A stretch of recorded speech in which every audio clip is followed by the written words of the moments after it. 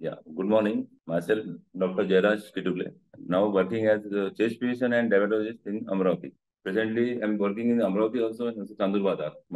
Today's topic is stomach acid imbalance, clinical implications and their impact on digestive health. Mainly, पोटातील आम्ल असंतुलन आणि acid base imbalance नैदानिक परिणाम पाचक आरोग्यावर आणि त्यांचा प्रभाव पोटातील ऍसिड असंतुलन किंवा अपचन किंवा ऍसिड रिफ्लक्स हे पाचन आरोग्यासाठी महत्वपूर्ण नैदानिक परिणाम दर्शवते. पोटातील ऍसिड असंतुलन आणि पाचक आरोग्य यांच्यातील गुंतागुंतीचे नाते समजून घेणे प्रभावी व्यवस्थापन आणि प्रतिबंधासाठी आवश्यक आहे.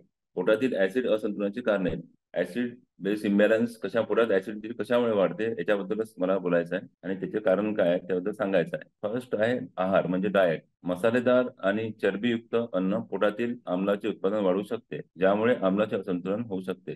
आपण जे डेली जेवणामध्ये जे रोजच्या जेवणामध्ये दैनंदिन जीवनामध्ये जे जेवण करतो त्यात जर खूप हेवी मसालेदार पदार्थ असतील आणि फॅटयुक्त चरबीयुक्त पदार्थ असतील तर त्यामुळे ऍसिडिटी खूप वाढते आणि ज्यामुळे ऍसिड बेस इम्बॅलन्स. दुसरं कारण आहे तीव्र ताण आणि चिंता म्हणजे स्ट्रेस. वरच्या गॅस्ट्रो इंटेस्टाईल ट्रॅकच्या अंतर्गत ऍसिड अतिउत्पादन सुरू होते, ज्यामुळे संतुलन बिघडते. स्ट्रेस वाढल्यामुळे ऍसिडचं सिक्रेशन जास्त होतं आणि त्यामुळे सुद्धा ऍसिड बेस इम्बॅलन्स होतं, असंतुलन होतं. दुसरं आहे की औषधी म्हणजे ड्रग्स, मोस्टली NSAID जे आपण रोजच्या जीवनात पेनकिलर खातो त्यामुळे सुद्धा NSAID म्हणजे ज्या आहेत जसे ब्रुफेन, पॅरासिटामॉल ह्या ज्या टॅबलेट्स खातो आपण, कॉम्बिफ्लॅम, एव्हरॉन जे जे काय आहेत सगळ्या ड्रग्स, त्यामुळे पोटामध्ये एक ऍसिड रिफ्लक्सचा धोका खूप वाढतो आणि त्यामुळे सुद्धा ऍसिड बेस इम्बॅलन्स होतो. तिसरा आहे संसर्ग, जसं की H. pylori 1 नावाचा जो बॅक्टेरिया आहे त्याच्यामुळे सुद्धा ऍसिडिटी वाढतं आणि पेप्टिक अल्सर होऊ शकतो. ते सुद्धा एक महत्वाचं कारण आहे. नंतर आहे किमोथेरपी. किमोथेरपीमुळे सुद्धा ऍसिडिटीचं प्रमाण, जे कॅन्सर पेशंट असतात ज्यांना किमोथेरपी चालू असते त्यामुळे सुद्धा ऍसिडिटी वाढतं. चौथं महत्वाचं कारण आहे तंबाखूचे धूम्रपान. तंबाखू जे आहे एनी फॉर्म, जसं स्मोकिंग झालं, अल्कोहोल, टोबॅको जे आहे सगळे गुटखा, पान, याच्यामुळे सुद्धा ऍसिडिटी भरपूर वाढते. अल्कोहोलचं सेवन जे आहे एक महत्वाचं कारण आहे ज्यामुळे ऍसिडिटीचं प्रमाण खूप वाढतं. त्याची लक्षणं काय असतात तर छातीमध्ये जळजळ होते. पोटात पेशंट सांगतात की छातीत दुखत आहे, छातीत जळजळ होते, पोटदुखी होत आहे, वर आल्यासारखं वाटतं, दाटल्यासारखं वाटतं, पोटामध्ये गोळा येतो, मळमळ, उलट्या, वजन. त्यामुळे मग जेवण कमी करतात, वजन कमी होते, किंवा काही जणांचं ऍसिडिटीमुळे पोट दुखते त्यामुळे ते जास्त जेवतात त्यामुळे वजन सुद्धा वाढू शकते. त्यामुळे दुसरं असतं की डिस्पेजिया म्हणजे खाताना असं दाटल्यासारखं वाटतं म्हणतात, त्याला डिस्पेजिया म्हणतात. आणि बरेचदा जर जास्त ऍसिड झाली, अल्सर वाढले तर ब्लिडिंग होतं, त्यांना हेमेटोमेसिस म्हणतात. म्हणजे उलटी येते, उलटीत रक्त पडतं, किंवा संडास लाल होते त्याला मेलिना म्हणतात, संडासमध्ये ब्लड येतं. पोटातील ऍसिड असंतुलन वरच्या गॅस्ट्रोइंटेस्टाइनल मॅलिग्नन्सीच्या कौटुंबिक इतिहासाशी संबंधित असू शकते. दीर्घकालीन अपचन किंवा ऍसिड रिफ्लक्स त्यामुळे व्हायचे चान्सेस भरपूर वाढतात. आणि त्यामुळे सुद्धा मग जेवण कमी झाल्यामुळे लोहाची कमतरता म्हणजेच आयर्न डेफिशियन्सी होतं, त्याने विकनेस फार वाढतो, उलटीचं प्रमाण वाढतं.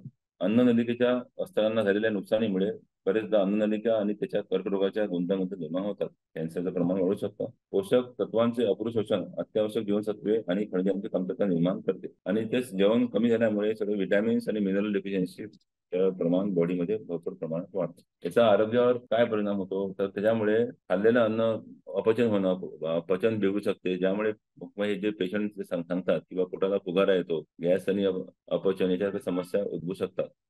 पोटातील आम्ल पातळीतील असंतुलन, आतड्यातील मायक्रो मेनली जे असतं पोटातील ऍसिडिटी वाढल्यामुळे सगळं आतड्यावर सूज येते आणि एकूण पाचन कार्यावर परिणाम होतो. क्रोनिक ऍसिड रिफ्लक्स डिसीज, त्याला GERD म्हणतात, किंवा पेप्टिक अल्सर यासारख्या परिस्थितीचा धोका भरपूर वाढतो. त्याच्यावर उपाय आणि व्यवस्थापन. फळं खाल्ले पाहिजे, भरपूर प्रमाणात जे फळं आहेत, जे सीजनल फूड्स आहेत म्हणजे जे सीझन वाईज फळं येतात ते खाणं जास्त चांगलं. हिरवा भाजीपाला खाल्ला पाहिजे, संतुलित आहार घेणं आणि फायबर्सचं प्रमाण वाढवणं, जेवणामध्ये फायबरचं प्रमाण वाढवलं पाहिजे. जसं एक काकडी झाली, टमाटे आपण जे खातो, गाजर, हे प्रमाण वाढवलं पाहिजे.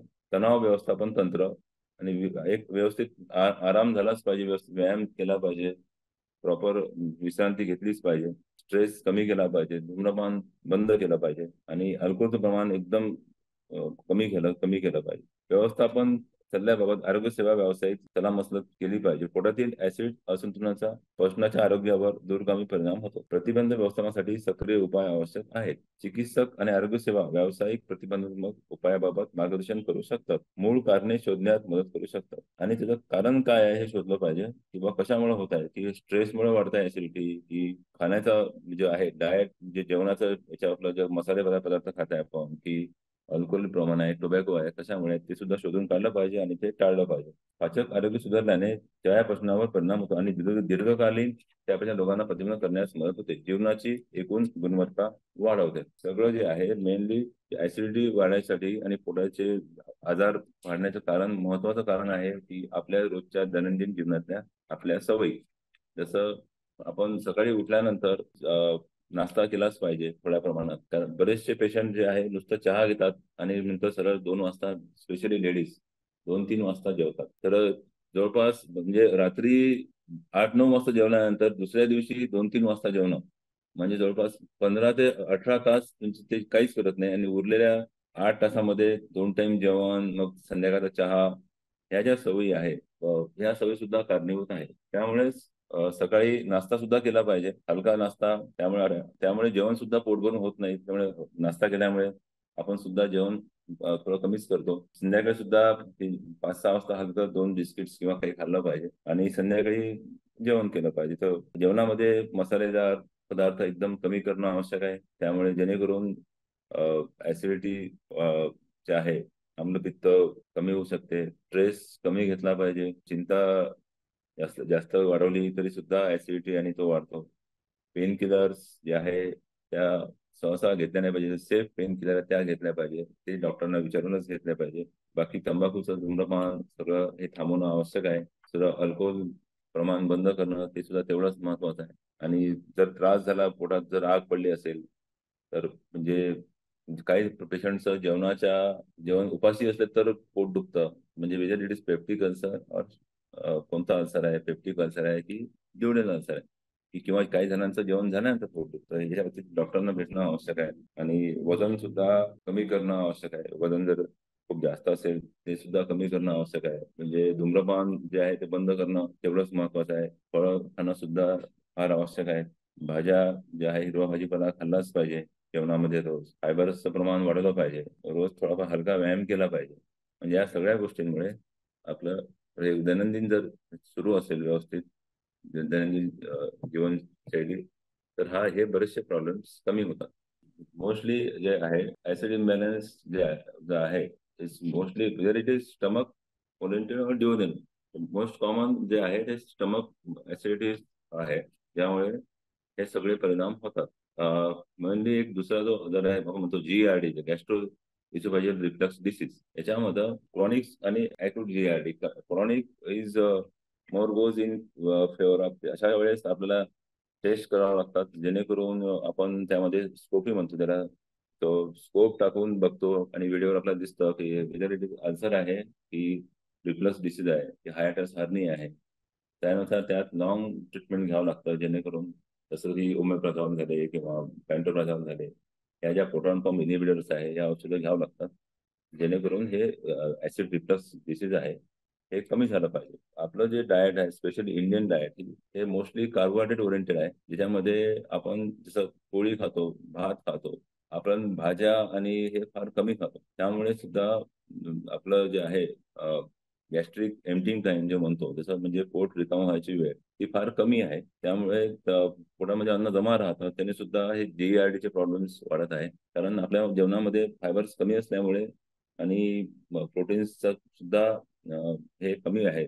मोस्टली प्रोटीन्स म्हणजे आपण वरण वरण खातो ते पण बरेच जण कमी खातात. भात आणि पोळ्यांवर जास्त जोर असतो आपल्या जेवणामध्ये, बाकी प्रमाण कमी आहे. आणि दुसरं महत्वाचं कारण आहे की माणसांमध्ये सहसा धूम्रपान खूप जास्त आहे. मोस्टली जेवण झालं की त्यांना तंबाखू खायची सवयच आहे. दिवसातून काही काही पेशंट्स तर दिवसातून 15-20 वेळा तंबाखू सेवन करतात. प्लस बरेचसे लोक आहेत जे अल्कोहोलचं प्रमाण भरपूर प्रमाणात आहे 2 टाइम. त्यांचे सुद्धा हा जो प्रॉब्लेम आहे ऍसिडिटी किंवा अल्सर होणं हे त्यांचं वाढलेलं आहे. मग सगळे जे प्रॉब्लेम आहेत, जसं पोट फुगणे, गॅस, अपचन यासारखे प्रॉब्लेम्स त्यांना वाढतात. फिरण्याचं प्रमाण फार कमी आहे, वजन वाढत चाललंय, म्हणजे वॉकिंग किंवा एक्सरसाइज फार कमी आहे दिवसेंदिवस. आणि दुसरं मोबाईल्स आणि याच्यामुळे ते मॅक्सिमम बसून असतात, मुलं सुद्धा बसून असतात, गेम्स खेळतात तर मोबाईलवरच खेळतात, बाहेर फिरणं बंद आहे, मुलांचं खेळणं बंद आहे, सगळे एकत्र आले की बसून मोबाईलच बघत बसतात. या सगळे प्रॉब्लेम्स आहेत ज्यामुळे हे ऍसिडिटी किंवा आम्लपित्त जे म्हणतो इम्बॅलन्स डिस्टर्बन्स खूप वाढला आहे. आणि त्यामुळे हे सगळे प्रॉब्लेम्स वाढत चालले आहेत. याच्यासाठी सर्वात महत्वाचं आहे की आपली जीवनशैली चेंज करणं फार आवश्यक आहे. जोपर्यंत आपण जीवनशैली आपली चेंज करत नाही तोपर्यंत हे सगळे प्रॉब्लेम्स कमी होत नाही. दुसरं महत्वाचं म्हणजे झोप. झोप सुद्धा तेवढीच महत्वाची आहे. कमीत कमी 8 तास झोप झालीच पाहिजे. त्याशिवाय लहान मुलांमध्ये 8 तास, माणसांमध्ये ऍटलिस्ट 6 ते 7 तास, प्रौढ माणसांमध्ये 6 ते 7 तास झोपेचं प्रमाण कमी झालं आहे. रात्री जागरण उशिरा झोपणे, सकाळी उशिरा उठणे, आणि मग नंतर मग काही व्यायाम न करता उठल्या उठल्या काहीतरी हेवी खाऊन घेणे, हे सगळ्या ज्या सवयी आहे या सवयींमुळे सगळं ऍसिड बेस इम्बॅलन्स म्हणा किंवा वजन वाढणं, त्या सगळ्या सवयी बंद करणं फार आवश्यक आहे. फळे भाज्या व्यवस्थित खाल्ल्या पाहिजे, स्ट्रेस कमी घेतला पाहिजे, धूम्रपान बंद केलं पाहिजे, अल्कोहोल सुद्धा एकदम कमी प्रमाणात घेतलं पाहिजे, आणि काही असेल तर डॉक्टरांची सल्ला मसलत करणं आवश्यक. थँक्यू.